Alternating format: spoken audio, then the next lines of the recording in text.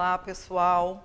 Vamos então à nossa primeira videoaula da disciplina de Relações Interpessoais.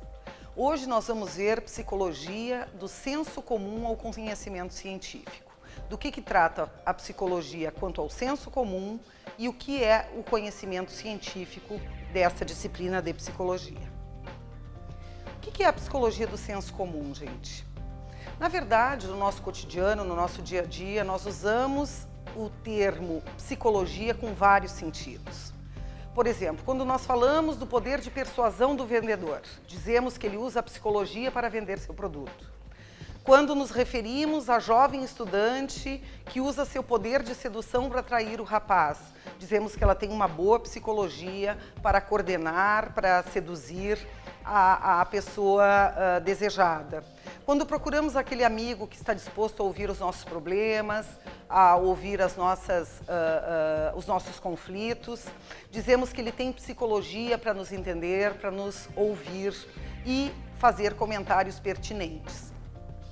Bem, gente, na verdade, dei esses exemplos para vocês entenderem que essa psicologia usada no cotidiano pelas pessoas em geral é denominada psicologia do senso comum, né? Porque é aquela psicologia que todo mundo tem um pouco, né? Através dos conhecimentos que nós vamos acumulando durante a vida, das nossas vivências, experiências, nós vamos tendo explicações, nós vamos tendo análises, né, da área da psicologia, mas não necessariamente do conhecimento científico, e sim de um conhecimento do cotidiano, de um conhecimento do dia a dia, o qual nós chamamos conhecimento do senso comum.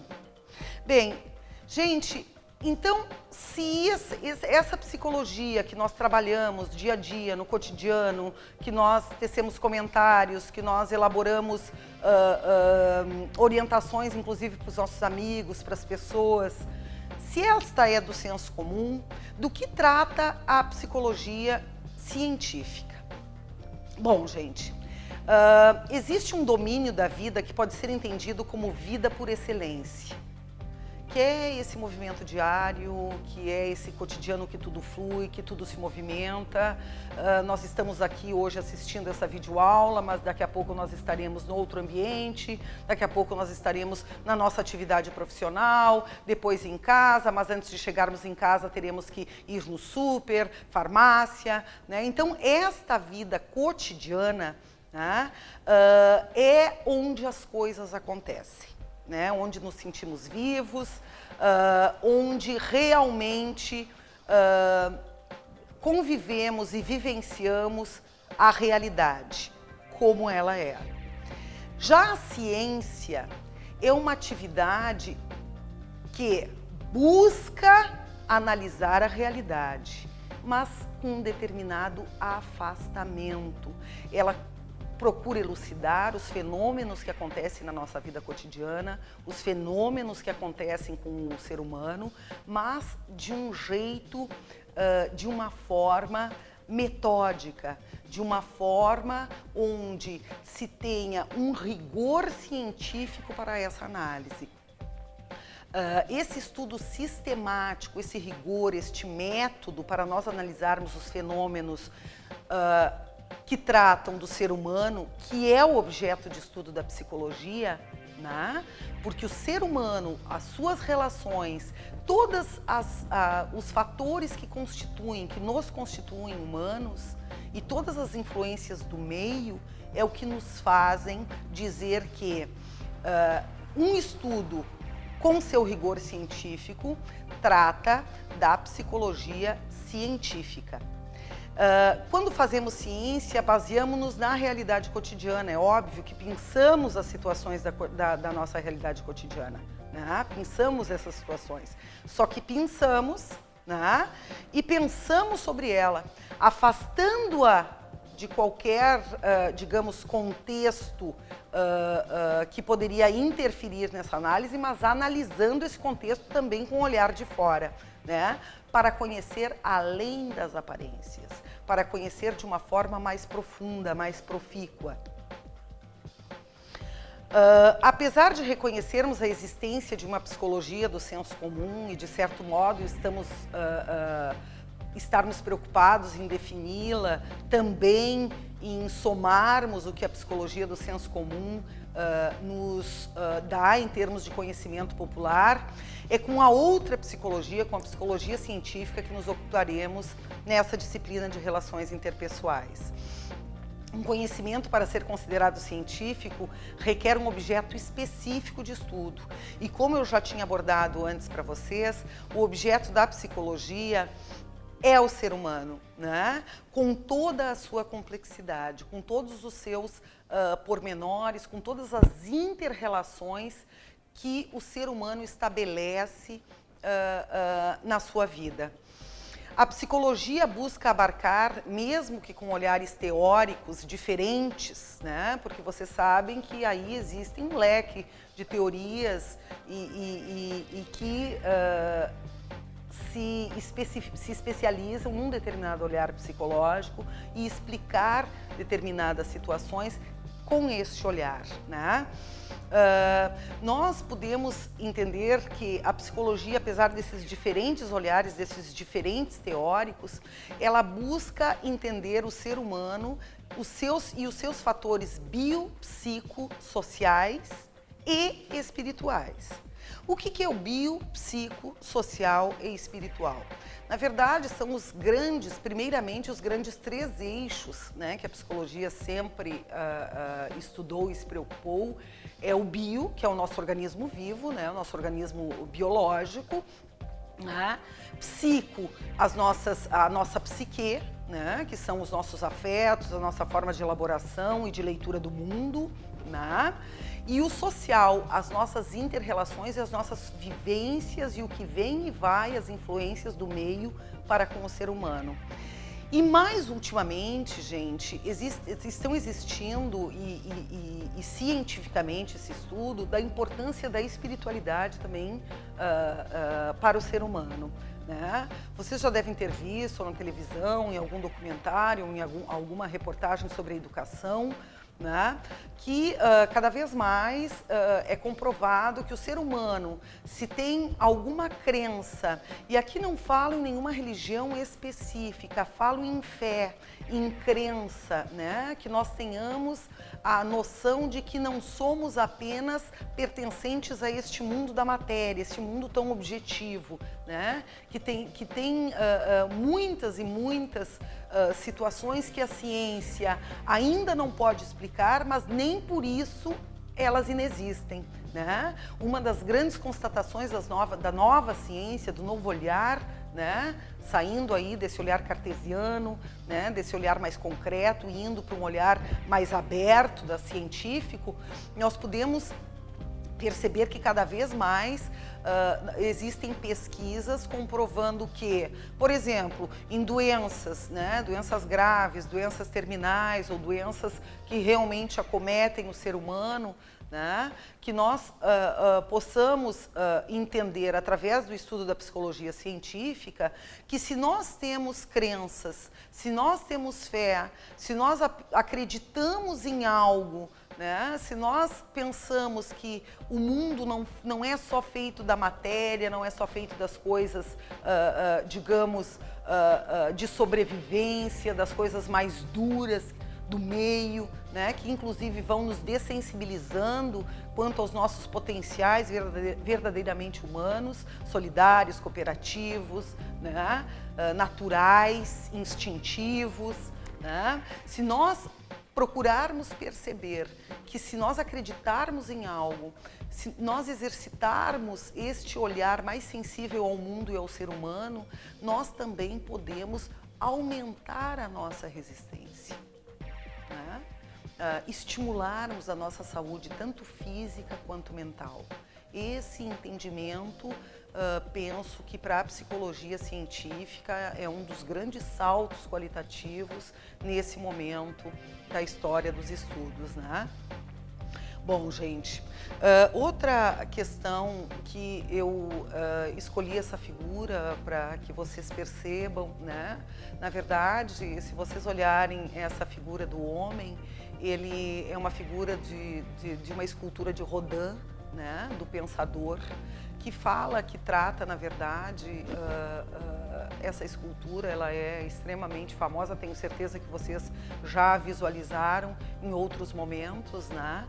Ela, na verdade, traduz o homem e sua reflexão, né? Sua autorreflexão, o poder da autorreflexão para o homem.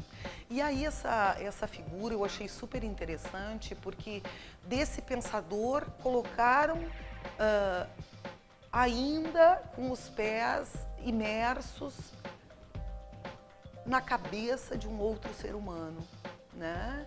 E com todas as influências externas aí, todas as questões da realidade objetiva, as questões do nosso dia a dia, as questões das interferências do meio, né? Que estão cheios de estímulos ao redor.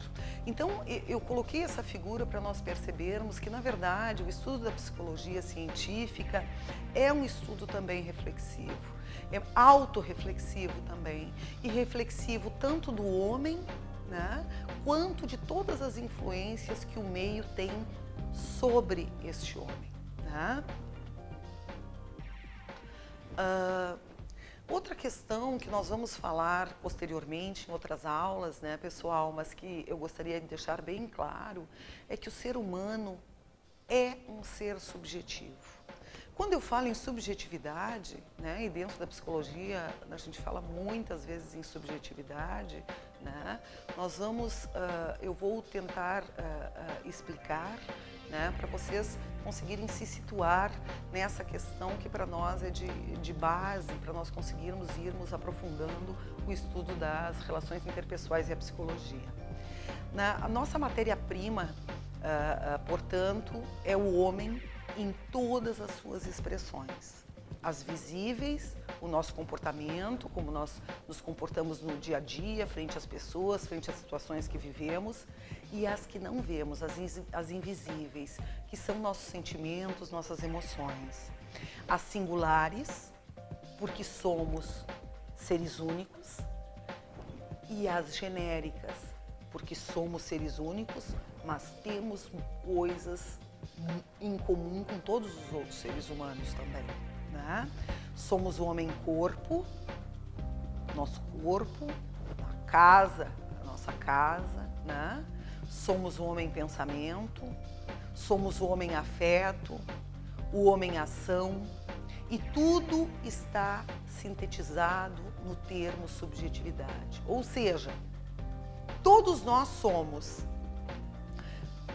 Toda a nossa história e as vivências e as influências, desde que nós fomos concebidos. Como é que nós fomos concebidos? Nós fomos concebidos por pessoas que nos desejaram, ou nós nascemos simplesmente de uma relação casual, de um susto, né? Isso já começa a ditar a nossa história e aí no transcorrer de todas as nossas vivências, como é que foi a nossa primeira infância, a nossa infância, né? A vida escolar, as vivências, em que meio cultural nós fomos criados, né? E quais foram os aprendizados dessa cultura que nós absorvemos, né? Vocês sabem que toda essa bagagem que nós temos, né, faz com que a gente vá construindo uma forma de sermos, de pensarmos e de nos comportarmos no mundo, né? Essas formas, digamos assim, este mundo que trazemos e que somos nós, é o nosso mundo subjetivo, né? Cada um tem o seu, porque cada um tem a sua história, cada um tem as suas experiências, né?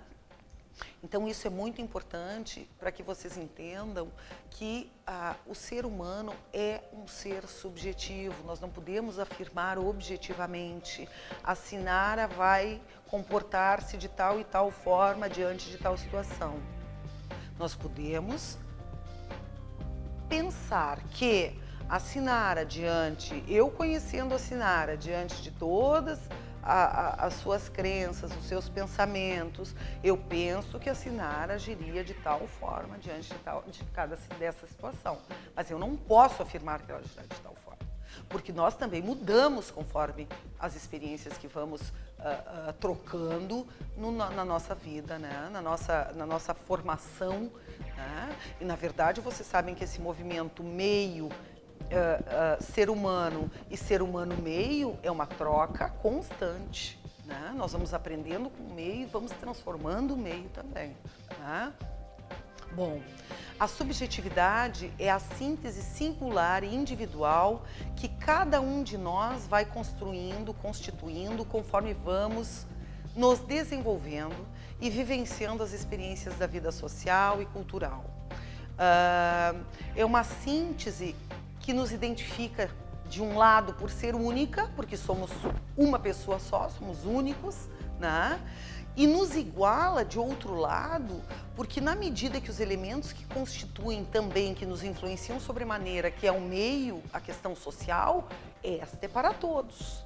Né? Então, ao mesmo tempo que nós temos fatores extremamente individuais, extremamente únicos, nós também temos uma grande parcela da nossa Constituição que são as influências do meio social, que na verdade são comuns a todas as pessoas que vivem naquela cultura, né? Que vivem naquela situação sociopolítico, econômica e social que estamos inseridos. Eu gostaria muito de primeiramente, deixar esse abraço aí a todos vocês, né? E um excelente início das nossas atividades. E lembrando vocês que nós começamos nessa etapa com uma atividade avaliativa, né? Nós vamos ter então essa atividade. É uma atividade gostosa, né? Uma atividade interessante para vocês também se refletirem, se pensarem, né? E vocês vão contar com o texto, né? Tanto este texto que nós trabalhamos hoje na nossa videoaula, quanto com o texto na íntegra que está no material complementar ali, para vocês acessarem e para vocês terem um ótimo desempenho, tá, gente? Então, eu desejo aí que vocês fiquem com esse abração, com bastante luz, tá? E que o nosso início seja realmente excelente, tá bem? Um grande abraço.